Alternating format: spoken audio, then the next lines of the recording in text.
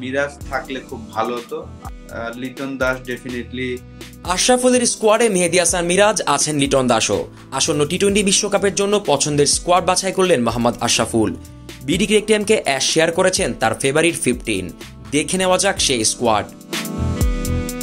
Of ফর্মের লিটনকে অনেকেই স্কোয়াডে রাখছেন না, তবে তানজিদ তামিমের সঙ্গে লিটুকেই জায়গা দিয়েছেন আশরাফুল। ব্যাটার হিসেবে অ্যাশের স্কোয়াডে আছেন লিটন দাস। লিটন দাস ডেফিনেটলি তার লাস্ট 10টা টি-20 রেকর্ড হয়তোবা তার পরে যাচ্ছে না, কিন্তু আমাদের আসলে ওই অপশনটাও নাই। কিন্তু আইসিসি ইভেন্টে আবার সবসময় লিটনের পারফরমেন্স কিন্তু ভালো। আমরা যদি দেখি যে 2021-22 টি-20 ওয়ার্ল্ড কাপ যত সমালোচনাই হোক, লিটন কিন্তু ভালো ক্রিকেট খেলেছেন। বিশেষ করে ইন্ডিয়ার এগেনস্টে চমৎকার একটা ইনিংস খেলেছিলেন, 60 রানের, আনলাকি রান আউট হয়েছিলেন। অনেকেই মেহেদী হাসান মিরাজকেই দেখবেন না, এমনকি নির্বাচকদের লিস্টেও হয়তো তিনি নেই।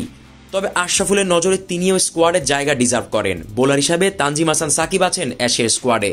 স্পিনার হিসেবে রেখেছেন দুই মেহেদীকেই, সাইফুদ্দিনকেও দিয়েছেন জায়গা। মেহেদী হাসান থাকলে মিরাজ থাকলে খুব ভালো হতো। আমার কাছে মনে হয় যে আমাদের অনেক ম্যাচ হতে পারে যদি আমরা সুপার 8-এ যাই। অনেকগুলা ম্যাচ হতে পারে যে অপোনেন্টের 4-5টা লেফট হ্যান্ডি ব্যাটসম্যান থাকে, তখন আমরা হয়তোবা রিশাদকে না খেলিয়ে আমরা দুইটা অফ স্পিনার খেলাতে পারতাম। আমার কাছে মনে হয়েছে 15 নম্বরে মেহেদী হাসান মিরাজকে রাখতে পারলে খুব ভালো হতো। হয়তোবা সাইফুদ্দিন আমরা হয়তো ব্যাকআপ হিসাবে রাখতে পারি, অলরাউন্ডার হিসাবে। যদিও যেভাবে আমরা সবাই আশা করেছিলাম অতটা ভালো পারফরমেন্স আমার চোখে লাগেনি জিম্বাবুয়ের এগেনস্টে। উইকেট পেয়েছেন হয়তোবা, কিন্তু বোলিংটা ওই মানের আমার কাছে মনে হয়নি।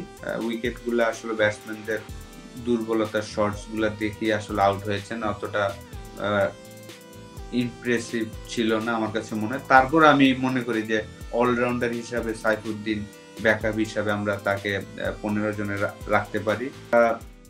আমি 3 নম্বর ফাস্ট বোলার হিসাবে এখন যেহেতু টিমের সাথে লাস্ট 1 বছর ধরে টিমের সাথে রেগুলার থাকছেন, কিছু কিছু ম্যাচ খেলছেন, তানজিম সাকিব, তাকে দেখছি 15 জন স্কোয়াডে। চমৎকার নতুন বলে সুইং করাতে পারেন, আউট সুইং, এবং যে কোনো সময় তাকে বল দিলে সে তার বেস্টটা দেওয়ার চেষ্টা করে। অনেক সময় সাকসেসফুল হয়, অনেক সময় এক্সপেন্সিভ হয়ে যায়। তারপর আমি মনে করি যে তার এভরি বল এফোর্ট দেখাটা খুব ভালো লাগে। তো অবশ্যই 15 জন স্কোয়াডের 3টা ফাস্ট বোলার আমি দেখছি। আশরাফুলের পুরো স্কোয়াডটা দেখে নেওয়া যাক এক নজরে। আছেন তানজিদ তামিম, লিটন দাস, সৌম্য সরকার, নাজমুল হোসেন শান্ত, সাকিব আল হাসান, তাওহিদ হৃদয়, জাকির আলী অনেক, রিশাদ হোসেন, শেখ মেহেদী, মেহেদী হাসান মিরাজ, মুস্তাফিজুর রহমান, শরীফুল ইসলাম ও মোহাম্মদ সাইফুদ্দিন। তাসকিন আহমেদকে পাওয়ার সংখ্যা থাকায় তাকে ছাড়াই স্কোয়াড শেয়ার করেছেন আশরাফুল।